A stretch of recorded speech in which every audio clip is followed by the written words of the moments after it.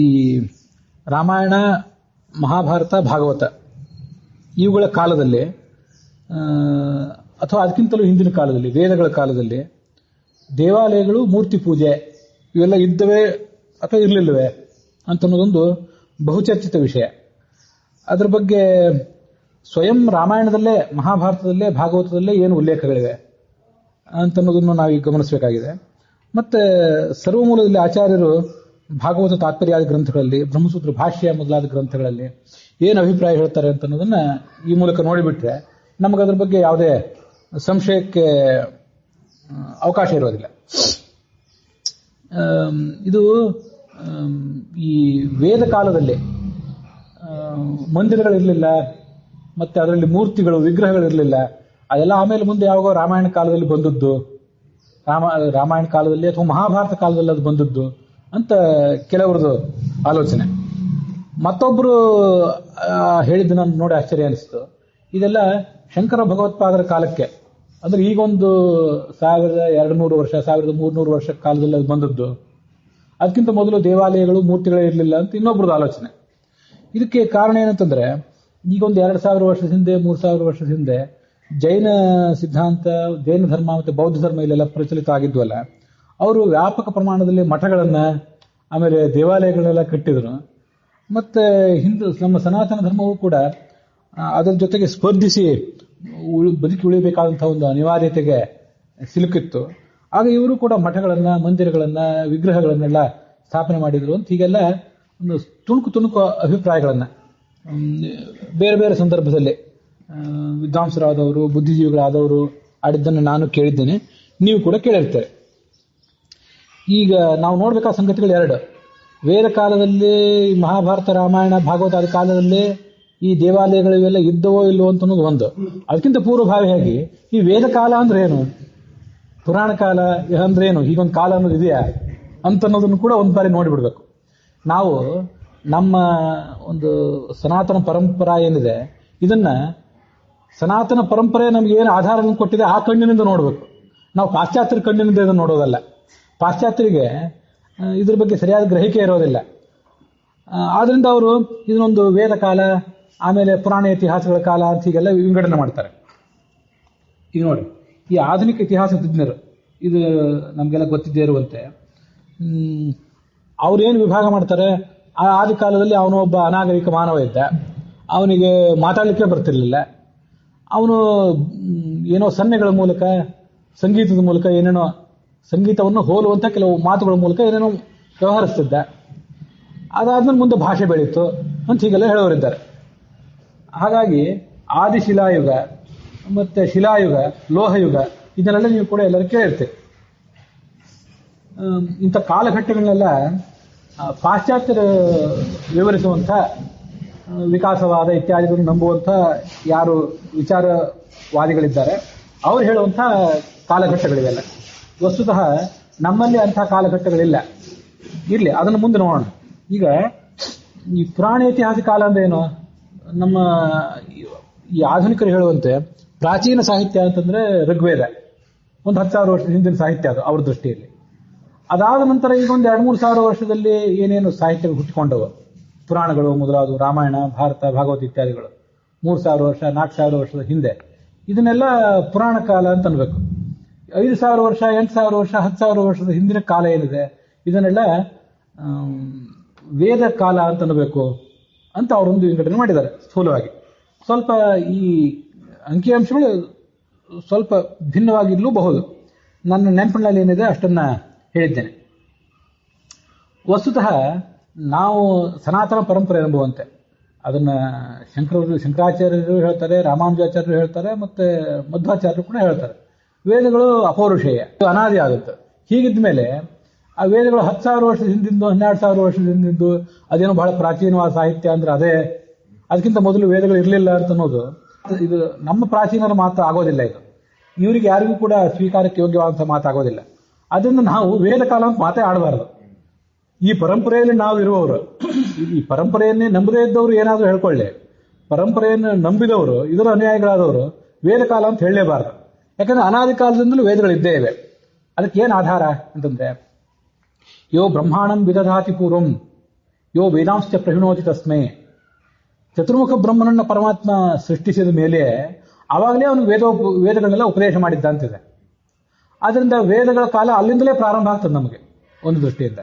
ಆಯ್ತು, ಇಲ್ಲಿ ಹಾಗಾದ್ರೆ ಪುರಾಣ ಇತಿಹಾಸಗಳ ಕಾಲ ಯಾವುದು? ಈಗ 5,000 ವರ್ಷದ ಹಿಂದೆ ದ್ವಾಪರದಲ್ಲಿ ವೇದವ್ಯಾಸರು ರಚಿಸಿ ಆವಿರ್ಭವಿಸಿ ಬ್ರಹ್ಮಸೂತ್ರಗಳನ್ನ 18 ಪುರಾಣಗಳನ್ನ ಭಾಗವತ ಭಾರತಗಳನ್ನೆಲ್ಲ ಬರೆದ್ರಲ್ಲ, ಇದು ಇಲ್ಲಿಂದ ಪುರಾಣ ಕಾಲ ಪ್ರಾರಂಭ ಆಗ್ತದ? ಕೆಲವರು ತಿಳ್ಕೊಂಡಿದ್ದಾರೆ ಆ ಥರ. ವಸ್ತುತಃ ಅದು ಪುರಾಣ ಕಾಲ ಅಲ್ಲ. ಏನು ಪುರಾಣ ಕಾಲ? ಪುರಾಣ ಕಾಲ ವೇದ ಕಾಲ ಹೆಚ್ಚು ಕಡಿಮೆ ಒಂದೇ ಸಮಯದಿಂದಲೇ ಪ್ರಾರಂಭ ಆಗ್ತದೆ. ಇದು ನನ್ನ ಒಂದು ಆಲೋಚನೆ. ಯಾಕೆ ಅಂತಂದ್ರೆ, ಈಗ ಬ್ರಹ್ಮಸೂತ್ರ ಭಾಷ್ಯದಲ್ಲಿ ಅಂತ ಒಂದು ಮಾಚನ್ನ ಆಚಾರ್ಯ ಉಲ್ಲೇಖ ಮಾಡ್ತಾರೆ. ಸರ್ವಾನ್ ವೇದಾನ್ ಸೇತಿಹಾಸಾನ್ ಸಪುರಾಣಾನ್ ಸಯುಕ್ತಿಕಾನ್ ಸಪಂಚರಾತ್ರಾನ್ ವಿಜ್ಞೇಯ ವಿಷ್ಣುಜ್ಞೇಯೋ ನಚಾನ್ಯಥ. ಮನುಷ್ಯನಿಗೆ ತತ್ವಜ್ಞಾನ ಆಗಬೇಕು ಅಂತಿದ್ರೆ, ಸಾಧಕನಿಗೆ ತತ್ವಜ್ಞಾನ ಆಗಬೇಕು ಅಂತಿದ್ರೆ ಸರ್ವಾನ್ ವೇದಾನ್, ಎಲ್ಲಾ ವೇದಗಳನ್ನು ಓದಬೇಕು, ಇತಿಹಾಸಗಳನ್ನು ಓದಬೇಕು, ಪುರಾಣಗಳನ್ನು ಓದಬೇಕು. ಸಯುಕ್ತಿಕಾನ್, ಅದಕ್ಕೆ ಬೇಕಾದಂತಹ ಯುಕ್ತಿ ಅನುಸಂಧಾನ ಇರಬೇಕು. ಇದೆಲ್ಲ ಇದ್ದಾಗಲೇ ಅವನಿಗೆ ತತ್ವಜ್ಞಾನ ಪಡ್ಕೊಳ್ಳಿಕ್ಕೆ ಸಾಧ್ಯ ಅಂತ ಒಂದು ಮಾತಿದೆ. ಮತ್ತೆ ಮಹಾಭಾರತದಲ್ಲೇ ಮಾತಿದೆ, ಇತಿಹಾಸ ಪುರಾಣಾಭ್ಯಾಂ ವೇದಂ ಸಮುಪ ಬ್ರಹ್ಮಯೇತ್. ಇತಿಹಾಸ ಮತ್ತು ಪುರಾಣಗಳನ್ನು ಓದಿಕೊಂಡು ವೇದಕ್ಕೆ ಅರ್ಥ ಹಚ್ಚಬೇಕು. ಯಾರು ಅಲ್ಪಜ್ಞನಾಗಿದ್ದಾನೆ, ಪರಂಪರೆಯನ್ನು ಬಲ್ಲವನಲ್ಲ, ಅವನಿಗೆ ವೇದ ಹೆದರುತ್ತದೆ ಅಂತ ಮಾತಿದೆ. ಬಿಭೇತಿ ಅಲ್ಪಶ್ರುತಾದ್ ವೇದ ಮಾಮಯಂ ಪ್ರಚಲೇದಿತಿ ಅಥವಾ ದೂಷಯೇದಿತಿ ಅಂತ ಹೀಗೆ ಇನ್ನೊಂದಿನ ಪಾಠ ಇರಬೇಕು. ಆದ್ರಿಂದಲೇ ಇವತ್ತು ನಮ್ಗೆ 5,000 ವರ್ಷದಿಂದ ಮಹಾಭಾರತ, ಭಾಗವತ ಈ ಗ್ರಂಥಗಳ ರಚನೆ ಏನಾಯ್ತಲ್ಲ, ಇವುಗಳ ಹಿಂದೆ ಪುರಾಣ ಇರಲಿಲ್ಲ ಅಂತಿಲ್ಲ. ಯಾಕೆಂದ್ರೆ ಆವಾಗಿನ ಕಾಲಕ್ಕೂ ಕೂಡ ಈ ವೇದಗಳನ್ನು ಅರ್ಥ ಮಾಡ್ಕೊಳ್ಳಿಕ್ಕೆ ಜ್ಞಾನಿಗಳಾದವರು ಬೇರೊಂದು ಇತಿಹಾಸ, ಪುರಾಣ ಇವುಗಳ ಅವಲಂಬನೆಯನ್ನ ಅವ್ರು ಮಾಡಿಕೊಂಡಿದ್ರು. ಇದಕ್ಕೇನು ಆಧಾರ ಅಂತಂದ್ರೆ, ಇವತ್ತು ಈಗೇನು ನಮ್ಮ 18 ಪುರಾಣಗಳಿವೆಯಲ್ಲ, ಆ 18 ಪುರಾಣಗಳನ್ನ ವೇದವ್ಯಾಸರು ಹೇಗೆ ರಚಿಸಿದರು ಅದನ್ನು ಸ್ವಲ್ಪ ಗಮನಿಸಬೇಕು. ಅದನ್ನ ತಾತ್ಪರ್ಯ ನಿರ್ಣಯದಲ್ಲಿ 11ನೇ ಅಧ್ಯಾಯದಲ್ಲಿ ಆಚಾರ್ಯ ಹೇಳ್ತಾರೆ, ವೈಷ್ಣವಾನ್ ಪಾಂಚರಾತ್ರಾಚ್ಯ. ಈ 18 ಪುರಾಣಗಳಲ್ಲಿ 6 ವೈಷ್ಣವ ಪುರಾಣಗಳು, 6 ಮತ್ತೆ ಬ್ರಹ್ಮ ಪುರಾಣಗಳು, 6 ಶೈವ ಪುರಾಣಗಳು ಅಂತಿದೆ. ಆ ವೈಷ್ಣವ ಪುರಾಣಗಳನ್ನೇ ಸಾತ್ವಿಕ ಪುರಾಣ ಅಂತ ಹೇಳೋ ರೂಢಿ ಆಮೇಲೆ ಬಂತು. ಆಮೇಲೆ ಬ್ರಾಹ್ಮ ಪುರಾಣಗಳನ್ನೇ ರಾಜಸ ಪುರಾಣ ಅಂತಲೂ, ಶೈವ ಪುರಾಣಗಳನ್ನೇ ತಾಮಸ ಪುರಾಣ ಅಂತಲೂ ಹೇಳೋದು ಆಮೇಲೆ ರೂಢಿಯಲ್ಲಿ ಬಂತು. ಆಚಾರ್ಯ ಹೇಳಿದ್ದು ವೈಷ್ಣವಾನ್ ಪಾಂಚರಾತ್ರಾಚ್ಯ. ಪಂಚರಾತ್ರದ ಮೂಲ ಆಧಾರದಿಂದ ವೈಷ್ಣವ ಪುರಾಣಗಳನ್ನು ವೇದವ್ಯಾಸರು ರಚಿಸಿದರು. ಆಮೇಲೆ ಬ್ರಾಹ್ಮಾಂಶ ವೇದತಶ್ಚಕ್ರೆ, ಎಲ್ಲ 6 ಬ್ರಾಹ್ಮ ಪುರಾಣಗಳನ್ನ ವೇದಗಳ ಆಧಾರ ಇಟ್ಕೊಂಡು ರಚನೆ ಮಾಡಿದರು. ಶೈವಾನ್ ಪಾಶುಪತಾಚಕ್ರೆ, ಪಾಶುಪತಾಗಮ ಅಂತ ಒಂದು ಏನಿತ್ತಲ್ಲ ಅದರ ಆಧಾರದಿಂದ ಎಲ್ಲ ಶೈವ ಪುರಾಣಗಳನ್ನು ರಚಿಸಿದರು ಅಂತ ಆಚಾರ್ಯರು 11ನೇ ಅಧ್ಯಾಯದಲ್ಲಿ ಇದನ್ನೆಲ್ಲ ವಿವರಿಸ್ತಾರೆ. ಮತ್ತು ಭಗವದ್ಗೀತೆಯನ್ನು ನಾವು ಈ ಹಿಂದೆ ನೋಡಿದ್ದೀವಲ್ಲ, ಆ ಭಗವದ್ಗೀತೆಯು ಕೂಡ ಪಂಚರಾತ್ರದ ಒಂದು ವಿಸ್ತೃತ ರೂಪ ಆಗಿದೆ. ಇದರ ಮೂಲ ಬೀಜ ಪಂಚರಾತ್ರದಲ್ಲಿದೆ ಅಂತ ಗೀತಾ ಪ್ರಸ್ಥಾನದ ಉಪೋದ್ಘಾತದಲ್ಲಿ ನಾವು ನೋಡಿದ್ದೇವೆ. ಆದ್ರಿಂದ ಪಂಚರಾತ್ರ ಅಂತ ಅನ್ನೋದು ಬಹಳ ಹಳೆಯದು. ಇವತ್ತು ನಮಗೆ ಮಹಾಭಾರತ, ಭಾಗವತ ಈಗೊಂದು 5,000 ವರ್ಷದಿಂದ ಮಾತ್ರ ಸಿಗ್ತಾ ಇದೆ. ಆದರೆ ಪಂಚರಾತ್ರ ಮೊದಲು ಇನ್ನೂ ಹಳೆಯದು. ಅದರ ಕಲುಷಿತ ಅಲ್ಲದೇ ಇರುವಂತಹ ಭಾಗಗಳು ಇವತ್ತು ನಮಗೆ ಸಿಗ್ತಿಲ್ಲ. ತುಂಬಾ ಪ್ರಕ್ಷೇಪ ವಿಕ್ಷೇಪಗಳಿಗೆ ಅದು ಒಳಗಾಗಿದೆ ಅಷ್ಟೇ. ಅದರಿಂದಲೇ ಅಥರ್ವಣ ಭಾಷ್ಯದಲ್ಲಿ ಆಚಾರ್ಯ ಮಾತೊಂದು ಉಲ್ಲೇಖ ಏನು ಹೇಳ್ತಾರೆ ಅಂತಂದ್ರೆ,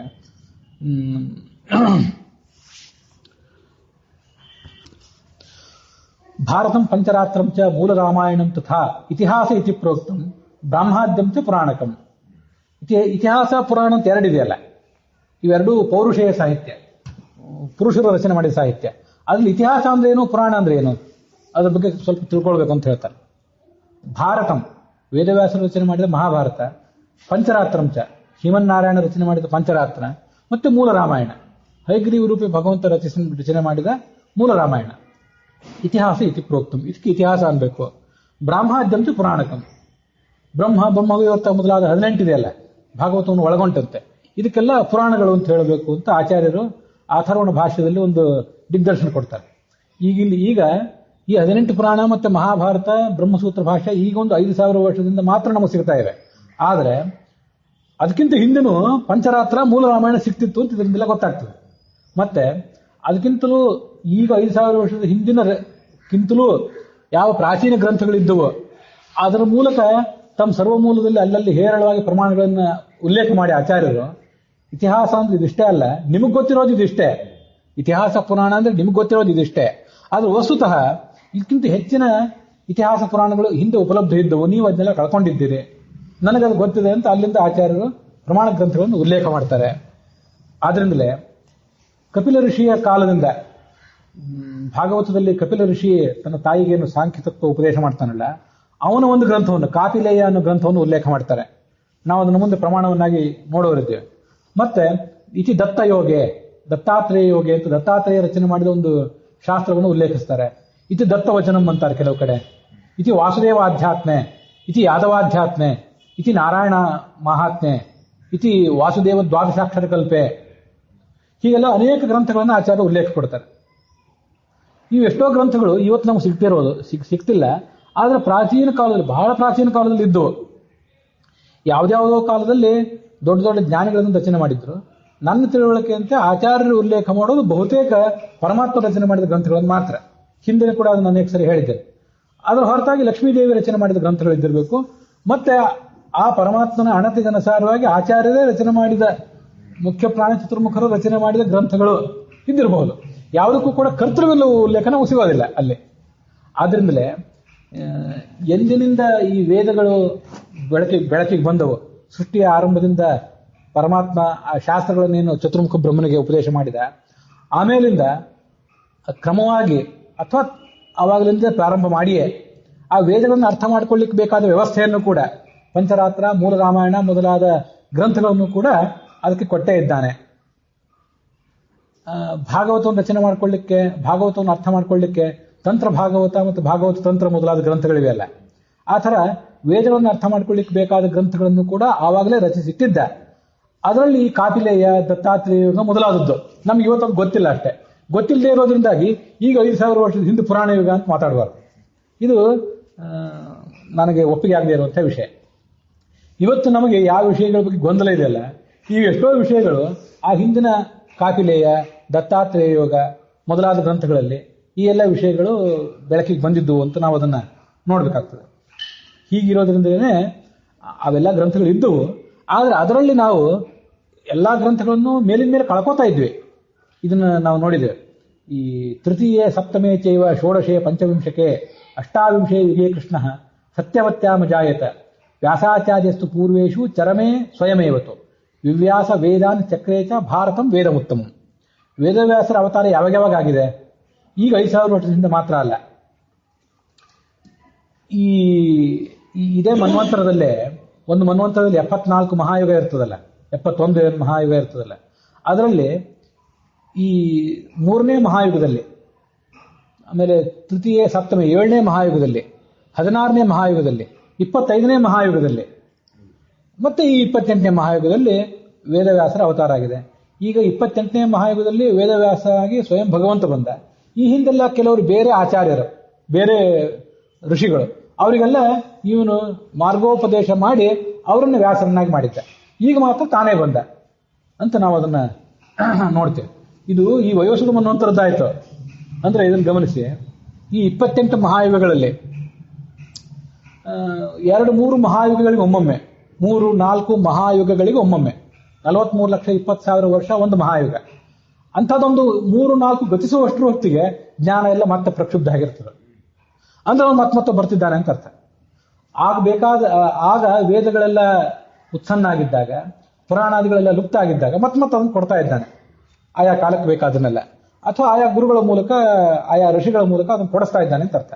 ಹಾಗಾಗಿ ಭಾರತ ಮತ್ತು ಈ ಪುರಾಣಗಳೆಲ್ಲ ಈ ಹೆಸರಿನಲ್ಲಿ ನಮಗೆ ಈಗ ಕಂಡು ಬಂದಿದೆ. ಹಿಂದೆ ಇದೇ ವಿಷಯಗಳು ಬೇರೆ ಗ್ರಂಥದ ರೂಪದಲ್ಲಿ ಇದ್ದವು. ಅದೇ ಕಾಪಿಲೇಯ, ದತ್ತಾತ್ರೇಯ ಯೋಗ, ಯಾದವಾಧ್ಯಾತ್ಮ, ವಾಸುದೇವ ದ್ವಾದಶಾಕ್ಷರ ಕಲ್ಪ, ಇಂಥ ಮೊದಲಾದ ಗ್ರಂಥಗಳು ಅಂತ ನನ್ನದೊಂದು ಆಲೋಚನೆ. ಇದ್ರ ಬಗ್ಗೆ ವಿದ್ವಾಂಸರು ನಿಮ್ಮ ಅಭಿಪ್ರಾಯ ಹೇಳಿದರು. ಇದಕ್ಕೆ ಮತ್ತೆ ಬರೇ ವೇದವ್ಯಾಸ ರೂಪದಿಂದ ಮಾಡಿದ್ದಲ್ಲ, ನಾನು ಇದನ್ನು ಬಹಳ ಹಿಂದೆನೂ ಕೂಡ ಹೇಳಿದ್ದೆ, ನಾವು ಅದನ್ನು ಗಮನಕ್ಕೆ ತಂದುಕೊಂಡಿಲ್ಲ ಅಷ್ಟೇ. ಭಗವಂತನ ದತ್ತಾತ್ರೇಯ ರೂಪ ನಮಗೇನು ಸಂಬಂಧ ಇಲ್ಲದೆ ಇರುವಂತೆ ನಾವು ಮಾಧವ ವೈಷ್ಣವರು ಕೆಲವು ಸರಿ ವರ್ತಿಸೋದಿದೆ. ಅಂದ್ರೆ ವಿದ್ವಾಂಸರಾದವರು, ಭಾಗವತಾದಿಗಳೆಲ್ಲ ಓದ್ದವರಿಗೆ ಗೊತ್ತಿದೆ. ಉಳಿದವರಿಗೆ ದತ್ತಾತ್ರೇಯನ ಮಹತ್ವ, ಅವನ ಕಾರ್ಯ ಅದು ನಮಗೇನು ಸಂಬಂಧ ಇಲ್ಲದೆ ಇರುವಂತೆ ಇವರು ವರ್ತಿಸ್ತಾರೇನೋ ಅಂತ ಅದು ನಮಗೆ ಮಾತು ಸ್ವಲ್ಪ ಹೊರಟು ಅನಿಸಿದ್ರು ವಿಷಯ ಹೌದು. ಅದ್ರ ಬಗ್ಗೆ ಯಾರು ತಪ್ಪು ತಿಳ್ಕೋಬೇಕಾಗಿಲ್ಲ. ಆ ದತ್ತಾತ್ರೇಯನನ್ನ ಹರಿವಂಶದಲ್ಲಿ ವರ್ಣನೆ ಮಾಡುವಾಗ ಏನಾಗಿತ್ತು ಪರಿಸ್ಥಿತಿ ಅಂತ ಹೇಳ್ತಾರೆ. ವೇದವ್ಯಾಸರ ಅವತಾರಕ್ಕಿಂತ ಮುಂಚೆ ಏನು ಸ್ಥಿತಿ ಇತ್ತೋ ಅದೇ ಸ್ಥಿತಿ ದತ್ತಾತ್ರೇಯನ ಅವತಾರಕ್ಕಿಂತ ಮುಂಚೆ ಇತ್ತು ಅನ್ನೋದನ್ನ ಸ್ಪಷ್ಟವಾಗಿ ಆ ಹರಿವಂಶ ಪರ್ವದಲ್ಲಿ ಮೊದಲನೇ ಇದರಲ್ಲೇ ನಾವು ನೋಡ್ತೇವೆ. ನಷ್ಟ ಮಖಕ್ರಿಯಾ ಉತ್ಸನ್ನೇಶು ವೇದೇಶು ಈ ಎಲ್ಲ ಕೆಲವು ಶಬ್ದಗಳಿವೆ. ಆದ್ರಿಂದ ವೇದಾದಿಗಳೆಲ್ಲ ನಷ್ಟ ಆಗಿ ಹೋಗಿದ್ದವು, ಮತ್ತೆ ಯಜ್ಞಯಾಗಾದಿ ಕ್ರಿಯೆಗಳೆಲ್ಲ ಲುಪ್ತ ಆಗಿ ಹೋಗಿದ್ದವು. ಆಗ ಈ ದತ್ತ ಅವತಾರ ಮಾಡಿ ಅದನ್ನೆಲ್ಲ ಮತ್ತೆ ಬೆಳಕಿಗೆ ತಂದ ಅಂತಿದೆ. ಅಂತೂ ಭಗವಂತ ವೇದವ್ಯಾಸ ಅನ್ನುವ ಹೆಸರಿನಿಂದಾಗಲಿ ಅಥವಾ ದತ್ತ ಕಪಿಲ ಮೊದಲಾದ ಹೆಸರಿನಿಂದಾಗಲಿ ಹಿಂದೆ ಋಷಭ ಅನ್ನೋ ರೂಪದಿಂದ ಮಾಡಿದ್ದ ಅಂತ ಭಾಗವತದಲ್ಲಿದೆ. ಭವ ಭಯಂ ಅಪಹಂತುಂ ಜ್ಞಾನ ವಿಜ್ಞಾನ ಸಾರಂ ಅಂತ ಋಷಭ ರೂಪಿ ಪರಮಾತ್ಮನ ಬಗ್ಗೆನೇ ಜ್ಞಾನ ಇದೆ. ನಿಗುಮ ಭೃಂಗವದ್ ವೇದ್ಯ ಸಾರಂ ಪುರುಷ ಋಷಭ ಮಾಧ್ಯಂ ವಿಷ್ಣು ಸಂಜ್ಞಂ ನತೋಸ್ಮಿ. ಸಂಸಾರದಲ್ಲಿ ನರಳಾಡ್ತಾ ಇರುವವರಿಗೆ ಉಪಕಾರ ಮಾಡಲಿಕ್ಕಾಗಿ ಋಷಭ ರೂಪಿಯಾದ ಪರಮಾತ್ಮ ಜ್ಞಾನೋಪದೇಶ ಮಾಡಿದ್ದಾನೆ ಅಂತ ಅಲ್ಲಿದೆ. ಹೀಗೆ ಕಪಿಲ, ದತ್ತ, ಋಷಭ, ಹಂಸನ ಪರಮಾತ್ಮಂದು ಕೂಡ ಜ್ಞಾನದಾಯಕ ರೂಪ ಅಂತ ನಮಗೆ ಕೇಳಿ ಗೊತ್ತಿದೆ. ಈ ಕಾರ್ಯಗಳನ್ನು ಭಗವಂತ ಮೇಲ್ಮೇಲೆ ಮಾಡ್ತಾನೆ ಇರ್ತಾನೆ. ಕೆಲವು ಬಾರಿ ಗ್ರಂಥ ರಚನೆ ಮಾಡದೆ ಬರೇ ಉಪದೇಶ ಮಾಡ್ತಿರ್ತಾನೆ, ಕೆಲವು ಬಾರಿ ಗ್ರಂಥ ರಚನೆಯನ್ನು ಕೂಡ ಮಾಡ್ತಾನೆ. ಇದು ಹಾಗಾಗಿ ಭಾರತ 18 ಪುರಾಣಗಳ ರಚನೆ ಈಗ ನಮಗೆ ಹೊಸದು. ಇದರ ಹೂರಣ ಆಗಿಂದಾಗ ಬೇರೆ ಬೇರೆ ಗ್ರಂಥದ ರೂಪದಲ್ಲಿ ಬರ್ತಾನೆ ಇರ್ತದೆ. ಯಾಕೆಂದ್ರೆ ಆಯಾ ಕಾಲದಲ್ಲಿ ಅದನ್ನ ಅರ್ಥ ಮಾಡ್ಕೊಳ್ಳಿಕ್ಕೆ, ವೇದಗಳನ್ನ ಅರ್ಥ ಮಾಡ್ಕೊಳ್ಳಿಕ್ಕೆ ಪುರಾಣ ಸಾಹಿತ್ಯ ಬೇಕಲ್ಲ, ಅದಕ್ಕೆ ಬೇಕಾದ ವ್ಯವಸ್ಥೆಯನ್ನ ಪರಮಾತ್ಮ ಮಾಡೇ ಇರ್ತಾನೆ. ಅದೇನು ಹೊಸದಲ್ಲ. ಆದ್ರಿಂದಲೇ ವೇದ ಕಾಲ ಪುರಾಣ ಕಾಲ ಅಂತ ವಿಂಗಡಣೆ ಮಾಡೋದೇನಿದೆ ನಮ್ಮ ಪರಂಪರೆಗೆ ವಿರುದ್ಧ ಅಂತಲೇ ನಂದೊಂದು ಆಲೋಚನೆ. ಪಂಚರಾತ್ರಸ್ಯ ಕೃತ್ಸ್ನಸ್ಯ ವಕ್ತಾ ನಾರಾಯಣ ಸ್ವಯಂ, ಇದು ಆಚಾರ್ಯ ಒಂದ್ ಕಡೆ ಹೇಳುವಂಥ ಒಂದು ಮಾತು. ಹಾಗಾಗಿ ಯಾವ ಕಾಲವನ್ನು ಕೂಡ 10,000 ವರ್ಷ, 5,000 ವರ್ಷ, 20,000 ವರ್ಷ ಇದು ಯಾವುದೂ ಕೂಡ ವೇದ ಕಾಲ ಅಂದ್ರೆ ಅದು, ಪುರಾಣ ಕಾಲ ಅಂದ್ರೆ ಇದು ಅಂತ ಹೀಗೆ ಮಾಡೋದೇನಿದೆ ನಮ್ಮ ಪರಂಪರೆಗೆ ಒಪ್ಪಿಗೆ ಆಗುವಂಥದ್ದಲ್ಲ. ಆದ್ರಿಂದ ವೇದ ಕಾಲದಲ್ಲಿ ಮಂದಿರಗಳಿರಲಿಲ್ಲ, ಮತ್ತೆ ಮೂರ್ತಿಗಳಿರಲಿಲ್ಲ, ಚಾತುರ್ವರ್ಣ್ಯ ಇರಲಿಲ್ಲ. ಚಾತುರ್ವರ್ಣ್ಯದ ಬಗ್ಗೆ ನಾನು ಇಲ್ಲಿ ಹೆಚ್ಚು ಪ್ರಸ್ತಾವ ಮಾಡೋದಿಲ್ಲ. ಆದರೆ ಚಾತುರ್ವರ್ಣ್ಯವನ್ನು ನಿರಾಕರಣೆ ಮಾಡುವವರು ಕೂಡ ವೇದ ಕಾಲದಲ್ಲಿ ಅದು ಇರಲಿಲ್ಲ ಅಂತ ಹೇಳ್ತಾರೆ. ಅದರಿಂದ ಇಲ್ಲಿ ಸುಮ್ಮನೆ ಪ್ರಸ್ತಾವ ಮಾಡಿದ್ದೇನೆ. ಚಾತುರ್ವರ್ಣ್ಯದ ಬಗ್ಗೆ ಹಿಂದೆ ಕೇಳುವಾಗ ಇದನ್ನ ನೋಡಿದ್ದೀವಿ ಕೆಲವು ವಿಷಯಗಳನ್ನ. ಈಗ ನಾವು ವೇದ ಕಾಲ ಪುರಾಣ ಕಾಲ ಅಂತ ವಿಂಗಡಣೆ ಬೇಡ ಅಂತ ಸ್ಪಷ್ಟವಾಗಿ ನೋಡಿದ್ದಾದ್ಮೇಲೆ ಹಾಗಾದ್ರೆ ದೇವಾಲಯಗಳು ಯಾವಾಗ ಇದ್ದವು ಅಂತನ್ನೋದನ್ನು ಇನ್ನು ಮುಂದೆ ನೋಡಬೇಕು. ರಾಮಾಯಣದಲ್ಲಿ ದೇವಾಲಯಗಳ ಉಲ್ಲೇಖ ಇದೆ, ಪ್ರತಿಮೆಗಳ ಉಲ್ಲೇಖ ಇದೆ. ಭಾಗವತದಲ್ಲಿ, ಭಾರತದಲ್ಲಿಯೂ ಕೂಡ ಪ್ರತಿಮೆಗಳ ಉಲ್ಲೇಖ ಇದೆ. ಈಗ ಭಾಗವತ ಭಾರತ ಇವೆರಡು ಕೂಡ 5,000 ವರ್ಷದ ಹಿಂದಿಂದ ಇರಲಿ. ರಾಮಾಯಣ ಈಗ ಸುಮಾರು 1,72,00,000 ವರ್ಷದ ಹಿಂದಿಂದು. ಯಾಕೆಂದ್ರೆ ಈಗ 28ನೇ ಮಹಾಯುಗದಲ್ಲಿ ನಾವಿದ್ದೇವೆ. 24ನೇ ಮಹಾಯುಗದಲ್ಲಿ ರಾಮಾಯಣ ಆಗಿತ್ತು. 24ನೇ ಮಹಾಯುಗದಲ್ಲಿ ರಾಮಾಯಣ ಆಗಿದ್ದು ಅಂದ್ರೆ 43,20,000 ವರ್ಷ ಒಂದು ಮಹಾಯುಗ. ಈಗ 28, ಅದು 24. ನಾವು 4ರಿಂದ ಗುಣಾಕಾರ ಮಾಡಿದ್ರೆ 1,60,00,000, ಮೇಲಿಂದು 3, 12, 1,72,00,000 ವರ್ಷ. 5,000 ವರ್ಷ ಅಲ್ಲ, 1,72,00,000 ವರ್ಷದ ಹಿಂದೆನೆ ರಾಮಾಯಣ ಕಾಲದಲ್ಲಿಯೇ ಭಾರತ ಈ ದೇವಾಲಯಗಳು ಮೂರ್ತಿಗಳು ಇದ್ದವು ಅಂತ ನಮಗೆ ಸ್ಪಷ್ಟವಾಗಿ ಕಂಡು ಬರ್ತದೆ. ಅದೆಲ್ಲಿ ಬೇಕಾದಷ್ಟು ಉಲ್ಲೇಖಗಳಿವೆ. ಮೊದಲನೇದಾಗಿ ನಾನು 1-2 ಹೇಳ್ಬಿಡ್ತೇನೆ. ಹಿಂದೆ ರಾಮಾಯಣ ಪ್ರವಚನ ನಾನೇ ಮಾಡಿದ್ದೇನೆ, ಅದರೊಳಗೆ ಇದ್ದದ್ದೆಲ್ಲ ನೆನಪಿಲ್ಲ. ಈಗ ಆ ಕಾಂಡ, ಅಧ್ಯಾಯ, ಶ್ಲೋಕ ಸಂಖ್ಯೆ ಸಮೇತ 1-2 ಹೇಳ್ತೇನೆ.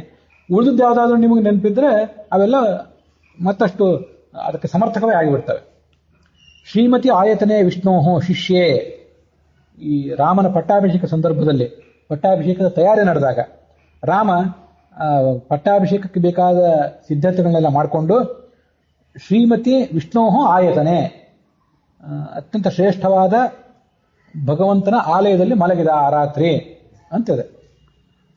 ದೇವಾಯತನ ಅನ್ನೋ ಶಬ್ದವೇ 2 ಕಡೆ ಬಂದಿದೆ. ಇದೆಲ್ಲಿದೆ ಅಂದ್ರೆ ಅಯೋಧ್ಯಾಕಾಂಡದ 6ನೇ ಅಧ್ಯಾಯದ 4ನೇ ಶ್ಲೋಕ ಇದೆ. ಅಲ್ಲೇ ಮುಂದೆ 11ನೇ ಶ್ಲೋಕದಲ್ಲಿ ದೇವತಾಯತನೇಶು ಚ ಅಂತ ಇನ್ನೊಂದು ಕಡೆ ಇದೆ. ಎಲ್ಲಾ ದೇವಾಲಯಗಳಲ್ಲಿ ಪೂಜೆ, ಸಂಭ್ರಮ, ಅಲಂಕಾರ ಇದೆಲ್ಲ ನಡೆದಿತ್ತು ಅಂತ ಅಲ್ಲಿ ಬರೋ ಒಂದು ವರ್ಣನೆ. ಮುಂದೆ ಇದೇ ಅಯೋಧ್ಯಾಕಾಂಡದ 71ನೇ ಅಧ್ಯಾಯದಲ್ಲಿ 38 ಮತ್ತು 39ನೇ ಶ್ಲೋಕದಲ್ಲಿ ಭರತ ತನ್ನ ಶತ್ರುಘ್ನ ಜೊತೆಗೆ ಸೋದರ ಮಾವನ ಮನೆಗೆ ಹೋದವನು ಇವರೆಲ್ಲ ಹೇಳಿ ಕಳಿಸಿದಾಗ ಅವಸರದಿಂದ ಓಡಿ ಬರ್ತಾನಲ್ಲ ಸಾಮ್ರಾಜ್ಯಕ್ಕೆ, ತಂದೆ ಸತ್ತಿದ್ದ ಅವನಿಗೆ ಇನ್ನೂ ಗೊತ್ತಾಗಿರೋದಿಲ್ಲ. ಆ ಸಂದರ್ಭದಲ್ಲಿ ಆ ಸಾಮ್ರಾಜ್ಯದ ಸ್ಥಿತಿ ಹೇಗಿತ್ತು ಅಂತ ವರ್ಣನೆ ಮಾಡುವಂತಹ ಒಂದು ಪ್ರಸಂಗ ಇದೆ. ದೇವಾಗಾರಾಣಿ ಶೂನ್ಯಾನಿ, ಎಲ್ಲಾ ದೇವಾಲಯಗಳು ಶೂನ್ಯ ಆಗಿದ್ದವು. ಉಳಿದ ಕಾಲದಲ್ಲಿ ಜನಜಂಗುಳಿಂದ ತುಂಬಿರ್ತಿದ್ದವು.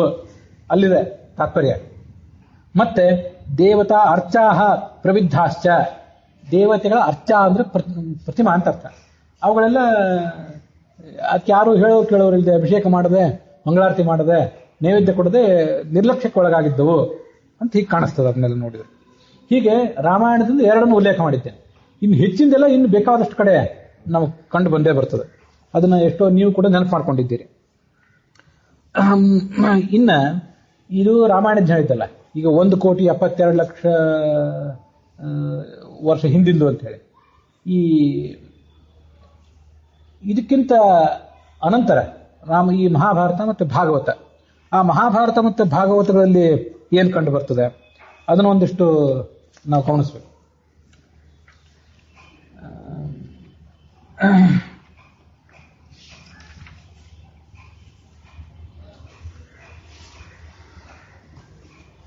ಈ ಮಹಾಭಾರತ ಭಾಗವತಕ್ಕಿಂತ ಭಾಗವತದಲ್ಲೇ ಬರುವಂತಹ ಒಂದು ಘಟನೆ, ಆದ್ರೆ ಅದು ಭಾಗವತ ಕಾಲದ್ದಲ್ಲ, ಸ್ವಲ್ಪ ಹಿಂದಿನ ಘಟನೆ.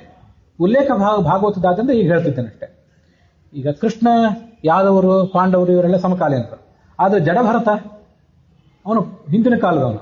ಆ ಜಡಭರತನ ಒಂದು ಉಲ್ಲೇಖ ಇದೆ. ಅವನು ದೇವಾಲಯಕ್ಕೆ ಹೋದ ಒಂದು ಉಲ್ಲೇಖ ಇದೆ. ಅವನು ದೇವಾಲಯಕ್ಕೆ ಹೋಗಿದ್ದಿಲ್ಲ, ದೇವಾಲಯಕ್ಕೆ ಹೋಗೋದು ಅವನಿಗೆ ಅಗತ್ಯ ಇದ್ದಿದ್ದಿಲ್ಲ, ಅವನು ಎಳ್ಕೊಂಡು ಹೋಗಿದ್ರು ಕೆಲವರು. ಅದೇನಂದ್ರೆ, ಈ ಕೆಲವರು ದುಷ್ಟರು ಒಂದು ನರಬಲಿ ಕೊಡಬೇಕು ಅಂತ ಯಾವನನ್ನು ಎಳ್ಕೊಂಡು ಹೊರಟಿದ್ರು. ಆ ಮನುಷ್ಯ ತಪ್ಪಿಸ್ಕೊಂಡ್ಬಿಟ್ಟ. ಇವನು ಯಾವುದೋ ಒಂದು ಗದ್ದೆಯಲ್ಲಿ ಅಸಂಪ್ರಜ್ಞಾತ ಸಮಾಜ ಸ್ಥಿತಿಯಲ್ಲಿ ಸಿಕ್ಕ ಆ ದುಷ್ಟರ ಕೈಗೆ. ಆ ಜಡಭರತನನ್ನ ಅವ್ರು ಎಳ್ಕೊಂಡು ಹೋದ್ರು. ಭಾಗವತದ 5ನೇ ಸ್ಕಂದದ 9ನೇ ಅಧ್ಯಾಯದ 14ನೇ ಶ್ಲೋಕ ಇದೆ. ಆಗ ಆ ಬಲಿ ಕೊಡಬೇಕು ಅಂತ ಹೋದ್ರು. ಅಲ್ಲಿ ಏನಿದೆ ಅಂದ್ರೆ, ದೇವಾಲಯದ ಉಲ್ಲೇಖ ಇದೆ, ಮತ್ತೆ ಆ ದೇವಿಯ ಎದುರಿಗೆ ಅವನನ್ನು ತಗೊಂಡೋಗಿ ನಿಲ್ಲಿಸಿದ್ರು ಅಂತ ಅವನು ವರ್ಣನೆ ಮಾಡ್ತಾರೆ. ಭದ್ರಕಾಳ್ಯಾಹ ಪುರತಃ, ಭದ್ರಕಾಳಿಯ ಎದುರುಗಡೆ. ಭದ್ರಕಾಳಿ ಅಂದ್ರೆ ಅವ್ರಿಗೇನು ದೇವಿಯನ್ನು ಸಾಕ್ಷಾತ್ ಕಾಣಿಸ್ಕೊಂಡಿರೋದಿಲ್ಲ, ಭದ್ರಕಾಳಿ ವಿಗ್ರಹನೇ ಇದ್ದಿರ್ಬೇಕಲ್ಲ, ಅದು ಎದುರುಗಡೆ ಅಂತಂದ್ರೆ ನಿಲ್ಲಿಸಿದ್ರು. ಅವನನ್ನು ಬಲಿ ಕೊಡ್ಬೇಕು ಅಂತ ಹೋದ್ರು. ಅವಳಿಗೆ ತಡ್ಕೊಳ್ಳಿಕ್ಕಾಗಲಿಲ್ಲ. ಬ್ರಹ್ಮಜ್ಞಾನಿಯ ಹತ್ಯೆ. ಅವಳ ಮೈ ಉರಿತು ಅಂತದೆ. ಉರಿದು ದಂದಹ್ಯಮಾನೇನ ವಪುಷ ಬಹಿರ್ ಉಚ್ಚಚಾಲ. ದೇವಿ ಹೊರಗೆ ಬಂದು ಆ ಪುರೋಹಿತನ ಕೈಯಲ್ಲಿ ಖಡ್ಗ ಕಿತ್ಕೊಂಡು ಅವನ ತಲೆ, ಅವನ ಅನುಯಾಯಿಗಳ ಎಲ್ಲರ ತಲೆ ಕತ್ತರಿಸಿ, ಜಗವು ನನರ್ಥ ರಕ್ತಂ ಪಪವು, ಅವರ ರಕ್ತ ಮಾಂಸವನ್ನು ಕುಡಿದು ಚೆಂಡಾಡಿ ಹಾಡಿದಳು, ಕುಣಿದಾಡಿದಳು ಅಂತ ವರ್ಣನೆ ಮಾಡ್ತಾರೆ. ಇದು ಜಡಭರತನ ಕಾಲ, ಬಹಳ ಹಿಂದಿನ ಕಾಲವೇ, ಎಷ್ಟು ಅಂತ ಗೊತ್ತಿಲ್ಲ. ಇದು ಭಾಗವತದಲ್ಲಿ ಬರುವಂತಹ ಒಂದು ಕಥೆ. ಇನ್ನ ವಿರಾಟ ಪರ್ವದಲ್ಲಿ ಬ್ರಹ್ಮದೇವರ ಮಹೋತ್ಸವ ಅಂದ್ರೆ ಜಾತ್ರಾ, ಅದು ನಡೆದಿದ್ರೆ ಉಲ್ಲೇಖ ಇದೆ. ಈ ಮಹಾಭಾರತದ ಉತ್ತರ ಪಾಠ ಮತ್ತು ದಕ್ಷಿಣ ಭಾರತದ ಪಾಠಕ್ಕೆ ವ್ಯತ್ಯಾಸವಾಗಿ ಶಂಕರನ ಜಾತ್ರಾ ಅದು ಅಂತ ದಾಕ್ಷಿಣಾತ್ಯ ಪಾಠದಲ್ಲಿದೆ. ವಿರಾಟ ಪರ್ವದ 15ನೇ ಅಧ್ಯಾಯದ 13ನೇ ಶ್ಲೋಕ. ಉತ್ತರ ಭಾರತದ ಪಾಠದಲ್ಲಿ 13ನೇ ಅಧ್ಯಾಯ 14ನೇ ಶ್ಲೋಕ. ಬ್ರಹ್ಮದೇವರ ಜಾತ್ರೆ ಇರಬಹುದು ಅಥವಾ ರುದ್ರದೇವರ ಜಾತ್ರೆನೂ ಇದ್ದಿರಬಹುದು. ಜಾತ್ರೆಗಳೆಲ್ಲಿ ನಡೀತವೆ? ಸುಮ್ಮನೆ ಬಟಾಬೆಯಲ್ಲಿ ನಡೀತಾವೆ, ಹೌದು. ಯಾವುದಾದ್ರು ಒಂದು ಗುರಿಯನ್ನು ಕೇಂದ್ರೀಕರಿಸ್ಕೊಂಡು ನಡೀತಿರ್ತಾವೆ. ಒಂದು ದೇವಾಲಯ ಇರಬೇಕಲ್ಲ, ಅಲ್ಲಿ ದೇವಾಲಯವನ್ನು ಕೇಂದ್ರೀಕರಿಸ್ಕೊಂಡು ನಡೆದಿರ್ತವೆ. ಮತ್ತೆ ಶಂಕರನ ಮಹೋತ್ಸವ ಅಂತಂದ್ರೆ ಅಲ್ಲೊಂದು ದೇವಾಲಯ ಇತ್ತು, ವಿಗ್ರಹ ಇತ್ತು, ಅದೆಲ್ಲ ಅದರಿಂದ ಸೂಚಿತ ಆಗ್ತದೆ. ಇದು ಒಂದು ವಿಷಯ. ಮತ್ತೆ ಈ ಪಾಂಡವರನ್ನ ಈ ಕೌರವರು ಮತ್ತೆ ಧೃತರಾಷ್ಟ್ರ ಮೊದಲಾದವರು ವಾರಣಾವತಕ್ಕೆ ಕಳಿಸಿದ್ರಲ್ಲ, ನೀವು ಅಲ್ಲಿ ಹೋಗಿ ಕೆಲವು ಕಾಲ ಇದ್ದು ಬನ್ರಿ, ಅಲ್ಲಿ ನಮ್ಮ ಸಾಮ್ರಾಜ್ಯದ ಒಂದು ಭಾಗ ಅದು, ಅಲ್ಲಿ ಏನೇನು ಆಗು ಹೋಗುಗಳು ನಡೆದಿವೆ ಅದನ್ನೆಲ್ಲ ನೋಡ್ಕೊಂಡು ಬಂದ್ರಿ ಅಂತ ಹೇಳಿ ಕಳಿಸಿದ್ರಲ್ಲ. ಅಲ್ಲಿ ವಾರಣಾವತ ನಗರದಲ್ಲಿ ಜಯಂತೇಶ್ವರನ ದೇವಾಲಯ ಇತ್ತು ಅಂತ ತಾತ್ಪರ್ಯ ನಿರ್ಣಯದಲ್ಲಿ 19ನೇ ಅಧ್ಯಾಯದಲ್ಲಿ 23ನೇ ಶ್ಲೋಕದಲ್ಲಿದೆ. ಅದು ವಿಷ್ಣು ಜಯಂತ ಇತಿ ಶಂಭು ಸಹಾಯ ಆಸ್ತೆ ಅಂತ ತಾತ್ಪರ್ಯ ನಿರ್ಣಯ. ಜಯಂತೇಶ್ವರ ಅಂತ, ಈಗ ಅನಂತೇಶ್ವರ, ಚಂದ್ರಮೌಳೀಶ್ವರ ಅಂತ ಹೀಗೆಲ್ಲ ಇರ್ತಾನೆ. ಶಂಕರನಾರಾಯಣ ಅಂತ ಉಡುಪಿ ಸಮೀಪದಲ್ಲಿ ದೇವಾಲಯಗಳಿರ್ತಾವಲ್ಲ, ಆ ಥರ ಇದೆ. ಭಗವಾನ್ ವಿಷ್ಣು ಮತ್ತು ಶಂಕರ ಇಬ್ರು ಕೂಡ ಅಲ್ಲಿ ಇದ್ದಂಥ ಒಂದು ಜಾಗ, ಹರಿಹರ ಮೊದಲಾದ ಜಾಗ ಇದೆಯಲ್ಲ, ಆ ಥರ.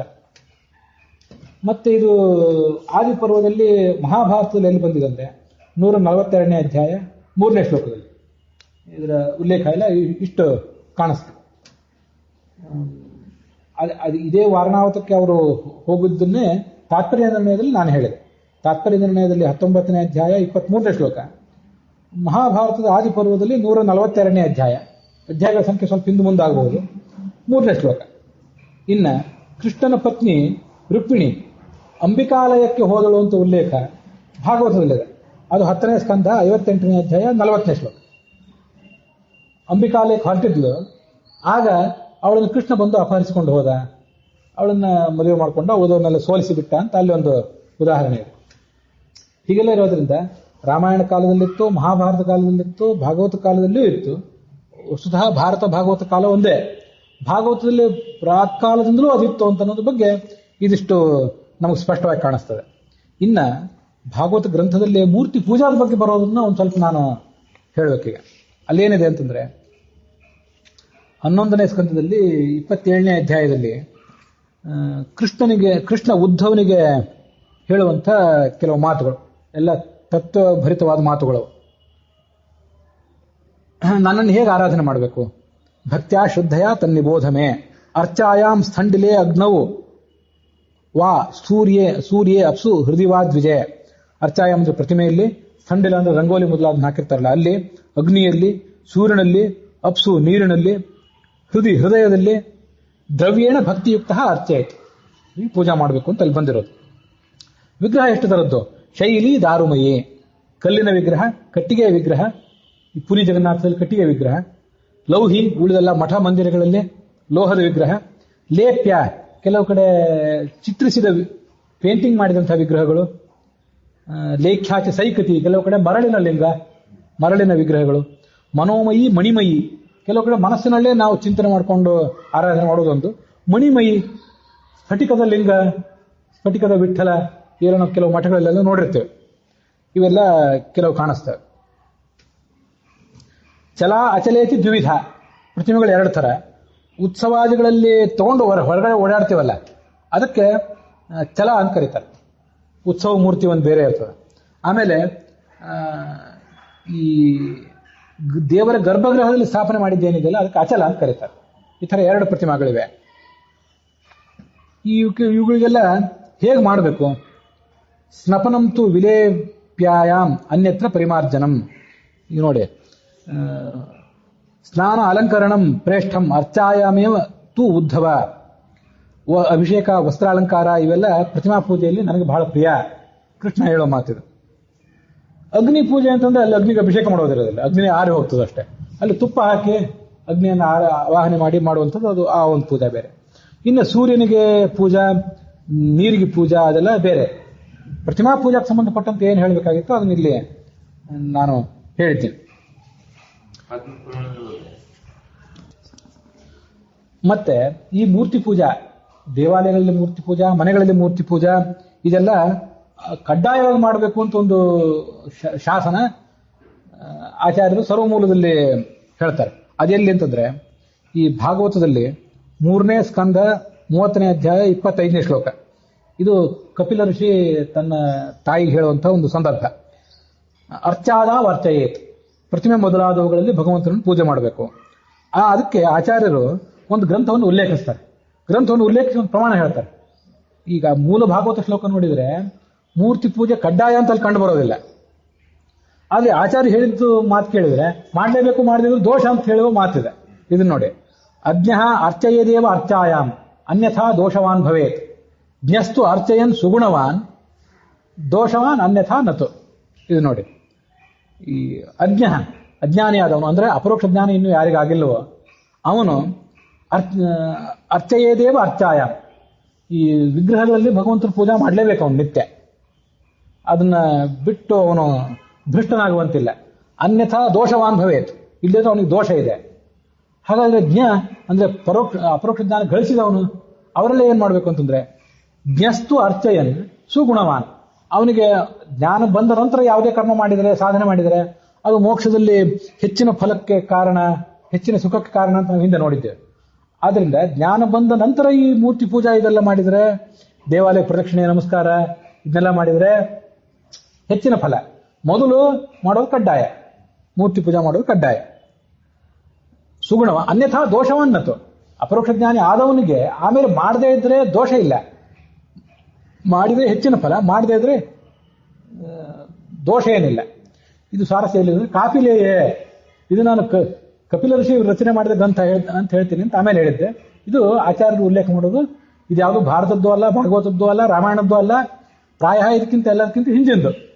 ನಾವು 1,70,00,000 ವರ್ಷದ ಹಿಂದಿನ ರಾಮಾಯಣದ್ದೇ ಉಲ್ಲೇಖ ನೋಡಿದ್ವಿ. ಈಗ ಈ ಕಪಿಲ ಋಷಿದು ಯಾವ ಕಾಲ ನಮ್ಗೆ ಅದೆಲ್ಲ ಗೊತ್ತಾಗೋದಿಲ್ಲ. ಭಾಗವತವನ್ನು ಬಹಳ ಸರಿ ಮನನ ಮಾಡಿದವರಿಗೆ ಆ ಕಾಲ ಯಾವುದು ಅಂತದೆಲ್ಲ ಹೇಳಿಕ್ಕೆ ಸಾಧ್ಯ ಆಗ್ತದೆ. ಅಂತೂ ಕಪಿಲ ಋಷಿ ತನ್ನ ತಾಯಿಗೆ ಹೇಳಿದ ಮಾತು, ಅದರಲ್ಲಿ ಈ ಮಾತು ಸ್ಪಷ್ಟವಾಗಿದೆ. ಅಪರೋಕ್ಷ ಜ್ಞಾನಕ್ಕಿಂತ ಹಿಂದಿನ ಅವಸ್ಥೆಯಲ್ಲಿ ಈ ಪ್ರತಿಮಾ ಪೂಜಾ ಅಂತ ಅನ್ನೋದು ಕಡ್ಡಾಯವಾಗಿದೆ. ಪ್ರತಿಯೊಬ್ಬರು ಕೂಡ ಅದು ಮಾಡಲೇಬೇಕು. ಮನೆಗಳಲ್ಲೂ ಮಾಡ್ತಿದ್ರು, ದೇವಾಲಯಗಳಲ್ಲೂ ಅದನ್ನು ಮಾಡ್ತಿದ್ರು ಅಂತದ್ದು ಸ್ಪಷ್ಟವಾಗಿ ಗೊತ್ತಾಗ್ತದೆ. ಈಗ ದೇವಾಲಯಗಳ ಬಗ್ಗೆ ಸಾಕಷ್ಟು ನೋಡಿದ್ವಿ. ಮನೆಗಳಲ್ಲೇ ಈಗ ಈ ಧೃತರಾಷ್ಟ್ರನ ಅರಮನೆಯಲ್ಲಿ ನಡೆದಂತಹ ಒಂದು ಪ್ರಸಂಗವನ್ನ ಈಗಿನ ಮುಂದೆ ಹೇಳ್ತೇನೆ.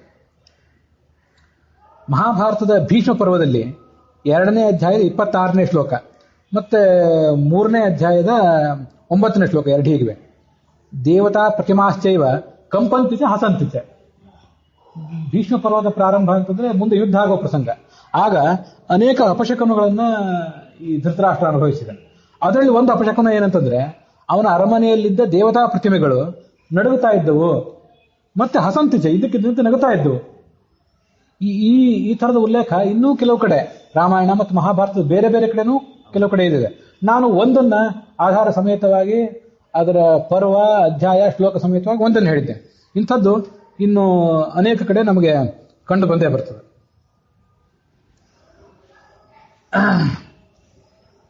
ಮತ್ತೊಂದು ಮಾತನ್ನ ಆಚಾರ್ಯರು ಬ್ರಹ್ಮಸೂತ್ರ ಭಾಷ್ಯದಲ್ಲಿ ಹೇಳ್ತಾರೆ ಅಂತ ನನಗೆ ನೆನಪಿದೆ. ಅದೇನಂತಂದ್ರೆ ಅಗ್ನೌ ಕ್ರಿಯಾವತಾಂ ವಿಷ್ಣು ಯೋಗಿನಾಂ ಹೃದಯೇ ಹರಿಹಿ ಪ್ರತಿಮಾಸು ಅಪ್ರಬುದ್ಧಾನಾಂ ಸರ್ವತ್ರ ವಿಜಿತಾತ್ಮನಾಂ. ಈ ಯಾರ್ಯಾರು ಹೇಗೆ ಭಗವಂತನನ್ನು ಉಪಾಸನೆ ಮಾಡ್ತಾರೆ ಅಂತ ಹೇಳುವಂತಹ ಒಂದು ಪ್ರಸಂಗ ಅದು. ಕ್ರಿಯಾವತಾಂ ಅಂದ್ರೆ ಗೃಹಸ್ಥರಾದವರು, ಸನ್ಯಾಸಿಗಳಾದವರು, ಕ್ರಿಯೆ ಬಿಟ್ಟವರು. ಈ ಗೃಹಸ್ಥರಾದವರು ಅಗ್ನಿಯಲ್ಲಿ ಆರಾಧನೆ ಮಾಡಬೇಕು. ಯೋಗಿನಾಂ ಹೃದಯ, ದೊಡ್ಡ ದೊಡ್ಡ ಯೋಗಿಗಳ ಸ್ಥಾನಕ್ಕೆ ತಲುಪಿದವರು ಸನಕಾದಿಗಳು ಹೃದಯದಲ್ಲೇ ಆರಾಧನೆ ಮಾಡ್ತಾರೆ. ಅಗ್ನಿ ಆರಾಧನೆ ಮಾಡಿದ್ರು ಇಲ್ಲಿದ್ರಿಲ್ಲ. ಪ್ರತಿಮಾಸು ಅಪ್ರಬುದ್ಧಾನ, ನಮ್ಮಂತಹ ಅಪ್ರೌಢರೇನಿದ್ದೇವಲ್ಲ, ಇದು ನಾವು ಪ್ರತಿಮಾ ಪೂಜೆ ಮಾಡೋದು ಕಡ್ಡಾಯ. ನಾವು ಅಪ್ರೌಢರು, ನಮ್ಮನ್ನು ನಾವು ದೊಡ್ಡ ಪಂಡಿತರು, ನಾವು ಪ್ರೌಢರು, ನಾವು ಮಾಡಬೇಕಾಗಿಲ್ಲ ಅನ್ಕೊಳ್ಳುವಂತಿಲ್ಲ. ನೀವೆಲ್ಲ ಅಪ್ರೌಢರಾಗಿದ್ದಾಗ, ನೀವು ಪ್ರೌಢಾವಸ್ಥೆಗೆ ಬರುವ ತನಕ, ಅಪರೋಕ್ಷ ಜ್ಞಾನ ಗಳಿಸುವ ತನಕ ನೀವೆಲ್ಲ ಅದು ಮಾಡಲೇಬೇಕು. ಪ್ರತಿಮಾಸು ಅಪ್ರಬುದ್ಧಾನ, ಪ್ರತಿಮೆಯೇ ದೇವರಲ್ಲ, ಪ್ರತಿಮೆಯೇ ದೇವರನ್ನು ತಿಳ್ಕೊಂಡವರು ಅಪ್ರಬುದ್ಧರಿಗಿಂತ ಅಪ್ರಬುದ್ಧರು. ಅಂತೂ ಪ್ರತಿಮೆಯೇ ದೇವರಲ್ಲದೆ ಹೋದ್ರೂ ಕೂಡ ಪ್ರತಿಮೆಯಲ್ಲಿ ದೇವರನ್ನ ಅಪ್ರಬುದ್ಧರಾದವರು ಕೂಡ ಅಪ್ರಬುದ್ಧರಾದವರು ಉಪಾಸನೆ ಮಾಡಲೇಬೇಕು. ಪ್ರತಿಮಾಸು ಅಪ್ರಬುದ್ಧಾನ ಸರ್ವತ್ರ ವಿಜಿತಾತ್ಮನ. ದೊಡ್ಡ ದೊಡ್ಡ ದೇವತೆಗಳು, ವ್ಯಾಪ್ತೋಪಾಸಕರು ಎಲ್ಲ ಕಡೆ ಕಾಣ್ತಾರೆ. ದೇವಾದಿನಾಂ ಉಪಾಸ್ಯಾಸ್ತು ಭೃತಿ ವ್ಯಾಪ್ತ್ಯಾದಯೋ ಗುಣ. ಜಗತ್ತನ್ನು ಪರಮಾತ್ಮ ಧಾರಣೆ ಮಾಡಿದ ಗುಣ, ಪರಮಾತ್ಮನ ವ್ಯಾಪ್ತಿ ಎಂಬ ಗುಣ, ಇದನ್ನೆಲ್ಲ ಉಪಾಸನೆ ಮಾಡಿ ಸಾಕ್ಷಾತ್ಕರಿಸಿಕೊಳ್ಳುವವರು ದೇವತೆಗಳು. ಹೀಗೆ ಪ್ರತಿಮಾಸು ಅಪ್ರಬುದ್ಧಾನಾಂ ಅಂತ ಬ್ರಹ್ಮಪುರಾಣದ ಮಾತನ್ನು ಆಚಾರ್ಯ ಉಲ್ಲೇಖ ಮಾಡ್ತಾರೆ. ಪ್ರಾಯ ಬ್ರಹ್ಮಸೂತ್ರ ಭಾಷ್ಯ ಅಂತದು ನನಗೆ ನೆನಪಿದೆ. ಮತ್ತೆ ಈಗಿನ್ನು ನೋಡಿದ್ದೀವಿ, ಭಾಗವತದ ಮಾತುಗಳನ್ನು ಕೂಡ ನೋಡಿದ್ದೀವಿ.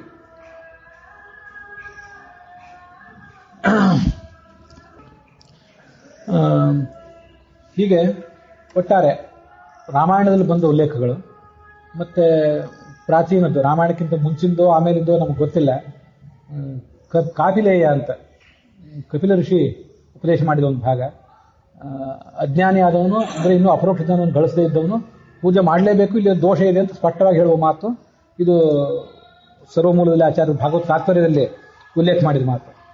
ಅದಾದ ಬಳಿಕ ಜಡಭರತನ ಕಾಲದಲ್ಲಿ ಕೂಡ ದೇವಾಲಯ ಇತ್ತು ಅನ್ನೋದ್ರ ಉಲ್ಲೇಖ ಅದನ್ನು ನೋಡಿದ್ದೇವೆ. ಜಡಭರತನ ಕಾಲ ಯಾವುದು ಅಂತ ಕೂಡ ನನಗೇನು ಸ್ಪಷ್ಟವಾಗಿ ಹೇಳಲಿಕ್ಕೆ ಗೊತ್ತಾಗೋದಿಲ್ಲ, ಭಾಗವತದಲ್ಲಿ ಬಂದ ಮಾತು.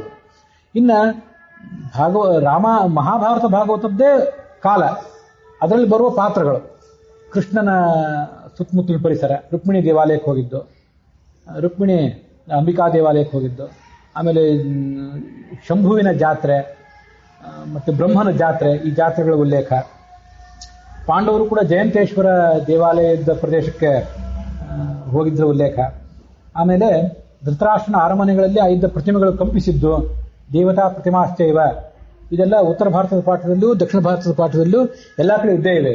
ಆದ್ದರಿಂದ ಈ ಯಾವ ಪ್ರಮಾಣ ಶ್ಲೋಕಗಳ ಬಗ್ಗೆ ನಮಗೆ ಸಂಶಯ ಬರಬೇಕಾದ ಕಾರಣ ಇಲ್ಲ. ಹೀಗೆ ಅನೇಕ ವಿಷಯಗಳನ್ನೆಲ್ಲ ನೋಡಿದ್ದೇವೆ. ಅದರಿಂದ ಏನು ಗೊತ್ತಾಗ್ತದೆ? ನಾವು ಇವತ್ತು ಗಮನಿಸಿದ ಪ್ರಧಾನ ಅಂಶಗಳು, ವೇದಕಾಲ ಪುರಾಣ ಕಾಲ ಅಂತ ವಿಂಗಡಣೆ ಏನಿದೆ ಅದು ಉಚಿತ ಅಲ್ಲ. ವೇದಗಳನ್ನ ಅರ್ಥ ಮಾಡ್ಕೊಳ್ಳಿಕ್ಕೆ ಬೇಕಾದ ವ್ಯವಸ್ಥೆ ಭಗವಂತ ಆವಾಗ ನಾವು ಮಾಡಿಕೊಡ್ತಾನೆ ಇದ್ದ. ಮತ್ತೆ ಪ್ರಾಚೀನ ಕಾಲದಿಂದಲೂ ಈಗ ಯಾವುದೋ ಮಹಾಭಾರತ ಕಾಲದಲ್ಲಿ ಈಗ 5,000 ವರ್ಷದ ಹಿಂದೆ ಪ್ರಾರಂಭ ಆಗಿದ್ದಲ್ಲ, ಅಥವಾ ಈಗ 1,300 ವರ್ಷದ ಹಿಂದೆ ಕೂಡ ಈ ಮೂರ್ತಿ ಪೂಜೆ, ದೇವಾಲಯಗಳ ಪದ್ಧತಿ ನಿರ್ಮಾಣ ಇವು ಪ್ರಾರಂಭ ಕಂಡದ್ದು ಅಲ್ಲ. ಅದಕ್ಕಿಂತ ಮಹಾಭಾರತ ಕಾಲದಲ್ಲೇ ಇದ್ದವು. ಅದಕ್ಕಿಂತ ಪ್ರಾಚೀನ ಕಾಲದಲ್ಲಿಯೂ ರಾಮಾಯಣ ಕಾಲದಲ್ಲಿಯೂ ಕೂಡ ಇದ್ದವು. ಈ ಮನೆಗಳಲ್ಲಿ ದೇವತಾ ಪೂಜೆ ಮಾಡುವ ವಿಧಾನ ಮತ್ತೆ ದೇವಾಲಯಗಳ ನಿರ್ಮಾಣ, ಅಲ್ಲಿ ಪೂಜಾ, ಇದನ್ನೆಲ್ಲ ಇವತ್ತು ನೋಡಿದ್ದೀವಿ. ಇದ್ರ ನಮ್ಮ ದೃಷ್ಟಿಕೋನ ಹೇಗಿರಬೇಕು ಅಂತಂದ್ರೆ, ಸನಾತನ ಧರ್ಮ ಅದು ಏನು ಪರಂಪರೆಯನ್ನು ಹೇಳಿಕೊಟ್ಟಿದೆ ಅದಕ್ಕೆ ಸರಿಯಾಗಿ ನಮ್ಮ ದೃಷ್ಟಿಕೋನ ಇರಬೇಕು. ಪಾಶ್ಚಾತ್ಯರು, ವಿಕಾಸವಾದಿಗಳು, ವಿಚಾರವಾದಿಗಳು ಹೇಳುವಂಥ, ವಿಜ್ಞಾನಿಗಳು ಹೇಳುವಂಥ ಒಂದೇನು ದೃಷ್ಟಿಕೋನ ಇದೆ, ಅದ್ರ ಮೂಲಕ ನಮ್ದನ್ನು ನಾವು ವಿಮರ್ಶೆ ಮಾಡಲಿಕ್ಕೆ ಹೋಗೋದು ಯಾಕೋ ನನಗೆ ಸರಿ ಕಾಣಿಸೋದಿಲ್ಲ. ಅದ್ರ ಬಗ್ಗೆ ನನ್ನ ಅಭಿಪ್ರಾಯಗಳನ್ನು ಹೇಳ್ಕೊಂಡಿದ್ದೇನೆ. ನೀವೆಲ್ಲ ಇದ್ರ ಬಗ್ಗೆ ಸಾಕಷ್ಟು ಆಲೋಚನೆ ಮಾಡಿ ನಿಮ್ಮ ಅಭಿಪ್ರಾಯಗಳನ್ನು ನನಗೆ ತಿಳಿಸ್ಬೇಕು.